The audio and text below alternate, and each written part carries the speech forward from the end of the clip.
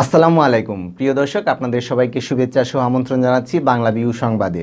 সাথে আছি আমি সোহাগ জাদু। প্রথমেই শিরোনাম। শেষ হয়েছে করোনা ভাইরাসের কারণে সরকার ঘোষিত ৬৬ দিনের সাধারণ ছুটি। রোববার থেকে খুলছে সরকারি বেসরকারি অফিস। এসএসসি ও সমমানের পরীক্ষার ফলাফল প্রকাশ হচ্ছে রোববার। এবার শিক্ষা প্রতিষ্ঠান ও বোর্ডের ওয়েবসাইট থেকে জানতে হবে ফলাফল। করোনা ভাইরাসে দেশে আরও ২৮ জনের মৃত্যু, নতুন আক্রান্ত আরও ১,৭৬৪ জন।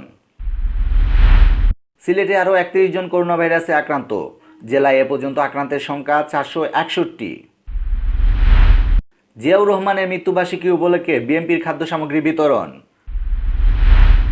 করোনা আক্রান্ত হয়ে সিলেটে দেশের প্রথম পুরুষ নার্সের মৃত্যু। সিলেট সিটি কর্পোরেশনের করোনা আক্রান্ত কাউন্সিলর আজাদের শারীরিক অবস্থার উন্নতি, এখন প্রয়োজন পড়ছে না অক্সিজেনের। এতক্ষণ শুনছিলেন শিরোনাম, এবার বিস্তারিত। শনিবার শেষ হয়েছে করোনা ভাইরাসের কারণে সরকার ঘোষিত টানা ৬৬ দিনের সাধারণ ছুটি। এটি দেশের ইতিহাসে সবচেয়ে দীর্ঘ ছুটি। রোববার থেকে ১৫ জুন পর্যন্ত সরকারি নির্দেশনা সাপেক্ষে সীমিত পরিসরে সিলেট সহ সারা দেশেই সরকারি বেসরকারি অফিস খুলছে। একই সঙ্গে স্বাস্থ্যবিধি মেনে চলবে বাস, লঞ্চ ও ট্রেন সহ সব ধরনের গণপরিবহন। ১৫ জুন পর্যন্ত অফিস, গণপরিবহন সহ অর্থনৈতিক কর্মকাণ্ড কিভাবে পরিচালিত হবে এবং কোন ক্ষেত্রে নিষেধাজ্ঞা বহাল থাকবে সেই বিষয়ে নির্দেশনা দিয়ে গত বৃহস্পতিবার মন্ত্রিপরিষদ বিভাগ থেকে প্রজ্ঞাপন জারি করা হয়। গত ৮ মার্চ দেশে করোনা ভাইরাসে আক্রান্ত রোগীর প্রথম ধরা পড়ে। পরিস্থিতি ক্রম অবনতির দিকে যেতে থাকলে ২৬শে মার্চ থেকে ৪ এপ্রিল পর্যন্ত ছুটি ঘোষণা করে সরকার। এরপর দফায় দফায় ছুটি বাড়তে থাকে। সর্বশেষ ঘোষণা অনুযায়ী ৩০শে মে পর্যন্ত ছুটি বাড়ানো হয়েছিল। তবে এটি আর না বাড়ানোয় এখানেই শেষ হচ্ছে দেশের ইতিহাসে সবচেয়ে লম্বা এ ছুটি। দীর্ঘ ছুটির কারণে ইতিমধ্যে দেশের অর্থনৈতিক কর্মকাণ্ডে স্থবিরতা নেমেছে। কষ্টে পড়েছে নানা শ্রেণী পেশার মানুষ। তাই এখনও করোনা ভাইরাস সংক্রমণ পরিস্থিতি উন্নতির দিকে না থাকলেও জীবিকা ও অর্থনৈতিক কারণে ছুটির পথ থেকে সরে এসেছে সরকার।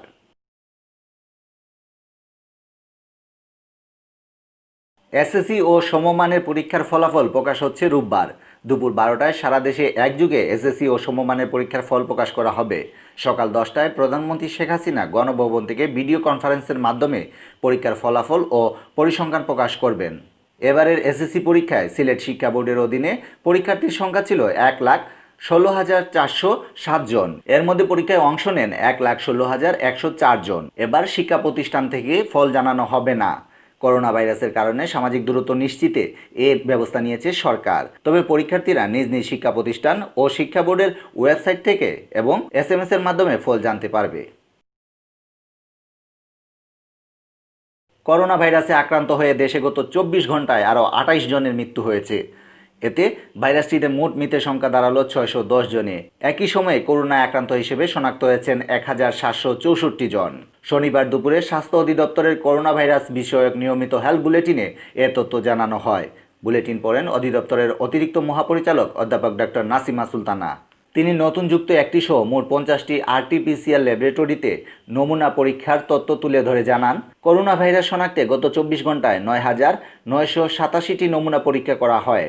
নতুন নমুনা পরীক্ষায় করোনা উপস্থিতি পাওয়া গেছে আরও ১,৭৬৪ জনের দেহে। ফলে দেশে মোট আক্রান্ত হয়েছেন ৪৪,৬০৮ জনে। আক্রান্তদের মধ্যে মৃত্যু হয়েছে আরও ২৮ জনের। ফলে মৃতের সংখ্যা দাঁড়ালো ৬১০ জনে। গত ২৪ ঘন্টায় সুস্থ হয়েছেন আরও ৩৬০ জন। এ নিয়ে সুস্থ হয়ে ওঠা রোগীর সংখ্যা দাঁড়ালো ৯,৩৭৫ জনে। যা নমুনা পরীক্ষা হয়েছে তাতে ২৪ ঘন্টায় শনাক্ত হয়েছে ১,৭৬৪ জন। এ পর্যন্ত শনাক্ত ৪৪,৬০৮ জন। শনাক্তের হার ২৪ ঘন্টার রিপোর্ট অনুযায়ী শনাক্তের হার ১৭.৬৬%। গত ২৪ ঘন্টায় সুস্থ হয়েছেন ৩৬০ জন। এ পর্যন্ত সুস্থ ৯,৩৭৫ জন এবং শনাক্ত বিবেচনায় সুস্থতার হার ২১.০২%। গত ২৪ ঘন্টায় মৃত্যুবরণ করেছেন ২৮ জন এবং এ পর্যন্ত মৃত্যু ৬১০ জন। শনাক্ত বিবেচনায় মৃত্যুর হার ১.৩৭%। সিলেটে আরও ৩১ জন করোনা ভাইরাসে আক্রান্ত হিসেবে শনাক্ত হয়েছেন। শুক্রবার উসমানী মেডিকেল কলেজের ল্যাবে নমুনা পরীক্ষায় তাদের রিপোর্ট আসে পজিটিভ। উসমানী মেডিকেল কলেজ হাসপাতালের উপপরিচালক ডক্টর হিমাংশু লাল রায় জানান, 182টি নমুনা পরীক্ষায় 31 জন করোনা পজিটিভ হিসেবে শনাক্ত হয়েছেন।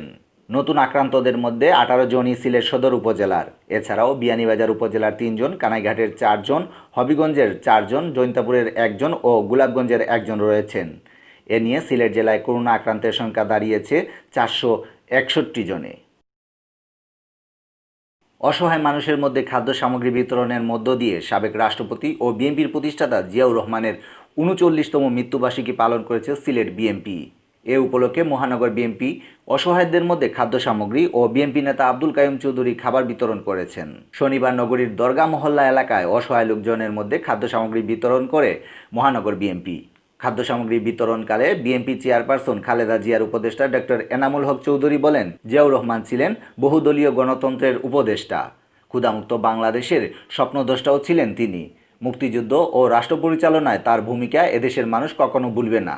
এ সময় অন্যান্যদের মধ্যে উপস্থিত ছিলেন সিলেট মহানগর বিএনপির সিনিয়র সহসভাপতি আব্দুল কাইয়ুম জালালী পঙ্খী, সহসভাপতি অ্যাডভোকেট হাবিবুর রহমান হাবিব, ভারপ্রাপ্ত সাধারণ সম্পাদক শামীম সিদ্দিকী, যুগ্ম সম্পাদক এমদাদ হোসেন চৌধুরী, হুমায়ুন আহমেদ মাসুক, সাংগঠনিক সম্পাদক মিফতা সিদ্দিকী, কাউন্সিলর সৈয়দ তৌফিকুল হাদি ও মাহবুব চৌধুরী, ডেপ সিলেট জেলার সাধারণ সম্পাদক ডক্টর শাকিলুর রহমান শাকিল। এদিকে জিয়াউর রহমানের মৃত্যুবার্ষিকী উপলক্ষে সিলেট জেলা বিএনপির আহ্বায়ক কমিটির সদস্য আব্দুল কাইয়ুম চৌধুরীর উদ্যোগে শনিবার সিলেট রেলওয়ে স্টেশন এলাকায় খাবার বিতরণ করা হয়েছে। এ সময় উপস্থিত ছিলেন দক্ষিণ সুরমা উপজেলা বিএনপির সাবেক সাধারণ সম্পাদক তাজরুল ইসলাম তাজুল, বিএনপি নেতা গুলাম মুস্তফা, আব্দুল ওয়াহিদ, কয়েস আহমদ, সিলেট জেলা ছাত্রদলের সাবেক যুগ্ম সম্পাদক মাহবুব আলম ও আলী আব্বাস।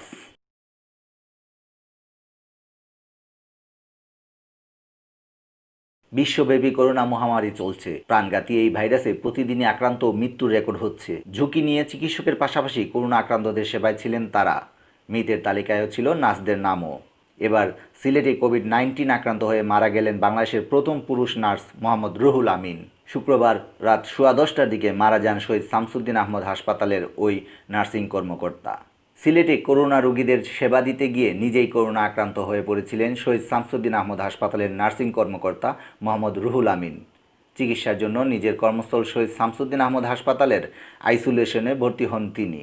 সেখানে চিকিৎসাধীন অবস্থায় মারা যান তিনি। এর আগে শুক্রবার সন্ধ্যায় শারীরিক অবস্থার অবনতি হওয়ায় শামসুদ্দিন আহমদ হাসপাতালের আইসিইউতে স্থানান্তর করা হয়েছিল তাকে।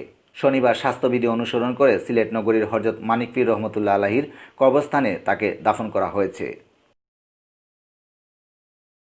সিলেট সিটি কর্পোরেশনের 4 বারের কাউন্সিলর ও মহানগর আওয়ামী লীগের সাবেক শিক্ষা বিষয়ক সম্পাদক আজাদুর রহমান আজাদের শারীরিক অবস্থার উন্নতি হচ্ছে।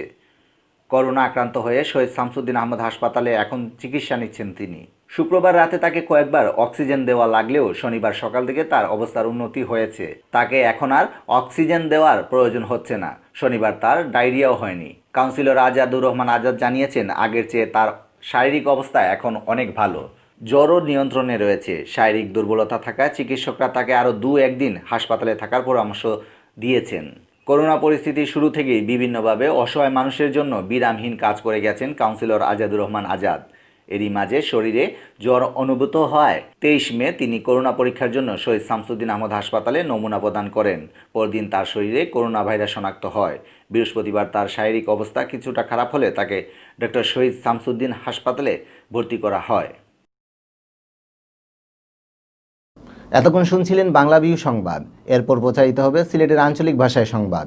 দেখার আমন্ত্রণ রইল। সাথে থাকার জন্য ধন্যবাদ।